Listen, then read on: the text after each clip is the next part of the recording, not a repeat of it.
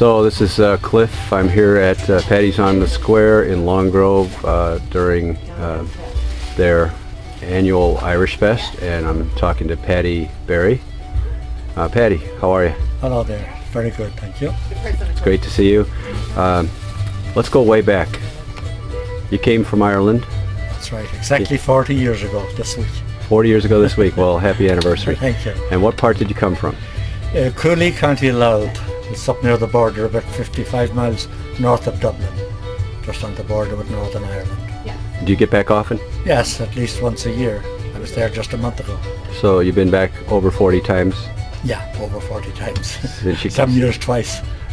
Good for you. And you came to Chicago? Well, I left on my way to Africa, actually.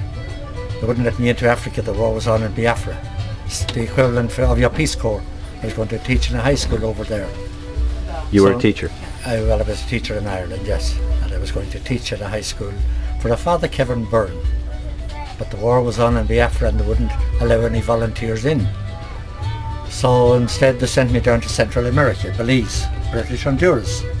So when I finished my stint down there, I came to Chicago for the Democratic Convention in 1968.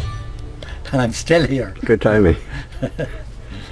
So when you came here, were you thinking about opening a shop? No, not at all.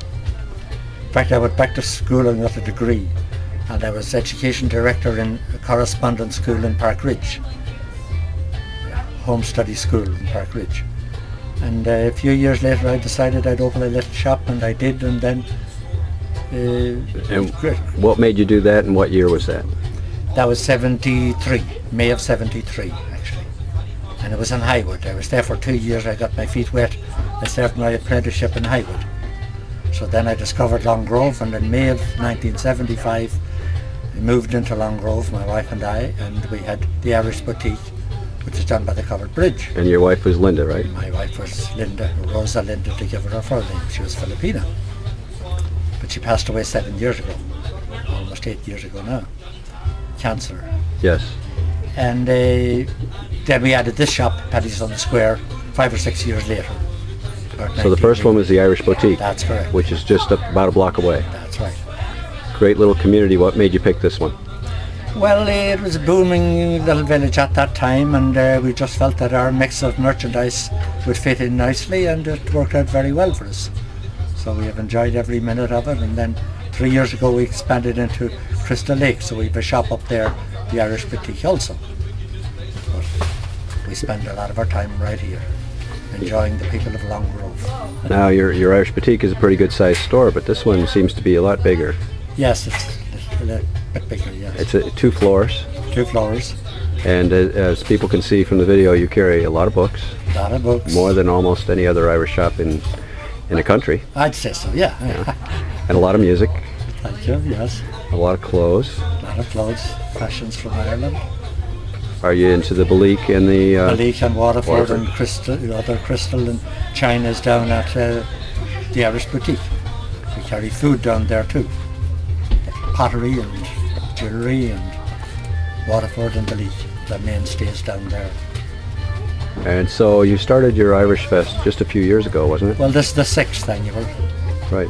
And what made you do that? Well, my son got the idea it would be nice to commemorate my wife, Linda, with a festival. And in memory of Linda, we had the first one, and it worked out good, and we have been hammering away at it ever since. And so how many children do you have? 3 children. Are they all in the business? No. My daughter, she's helping this weekend, but she works as a nurse down in Charlotte, North Carolina. My other son, Paul, he works in Chicago with Touche and Deloitte. And John, my oldest boy, helps here at the shop. In fact, he's running the shop now. I'm stepping back gradually. Slowly but surely. Well, your other son seems to help out. I see him at all the fests. Yes. Well, yeah, so your children help a lot. That's right, yeah. So how many people do you employ now? About 15 or 16. Maybe 17 or 18 sometimes during the year. What's your high season? Well, Christmas, St. Patrick's Day, and all the way from now till Christmas is busy here because lots of people from out of town, tourists, know they won't be back to make their Christmas purchases later, so they buy now. So from now right on, they're already thinking about Christmas. Seems like it's a tourist-friendly town too. Yeah. People can.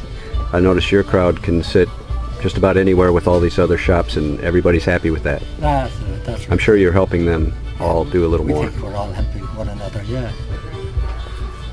So you've been in the Irish shop business for 35 years?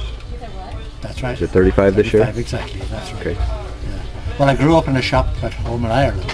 We have the local grocery store selling everything in the rural area from a needle to an anchor. I departed from that and I worked with the electricity board in Ireland for a number of years. Then I was teaching in an army apprentice school in Ireland.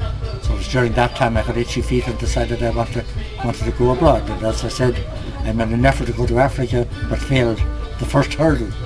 And I finished up in Central America and drifted up here on my way back to Ireland. I said to myself, I'm over 30 and I haven't seen the United States. Let's have a look around. So I slung a bag on my back. I had already a beard, and when I arrived here for the Democratic Convention, the hippies thought I was in for the demonstrations. So they were feeding me sandwiches in Grant Park for the first week. So I said, I'll never leave this place if the food holds out. But the food ran out 4 or 5 days later, and I was on my own then. So did you have any plans of staying then? None at all, none at all. I said a month, 6 months, another 6 months. Then I got married. And where did you meet Linda? Well, I recruited her for the Legion of Mary, a Catholic organisation. And 2 weeks later, Linda was running my group of the Legion of Mary. She was a very determined young lady, and she was familiar with the Legion back in the Philippines. She had already been a member as a teenager back there. So we hit it off nicely, and we were very happily married for 29 years. Well, we all miss her, and this is a nice tribute to her. Thank you. Yeah, she grew to love Ireland, and of course everybody in Ireland got to know her because she was such a determined little lady that when Linda arrived there, they wanted to watch her P's and Q's because she had a great idea of what she needed for the store and whatnot. Well, Paddy, all the best to you, and last thing you'd like to say to the folks in Chicago? No, but I love Chicago. I've enjoyed every year that I've been here. As I said, I've been here 40 now, and it's been very good to me, and I enjoy everything about it. So let's do 40 more. I enjoy your newspaper too. Well, thank you. Let's do 40 more. Thank you. All the best.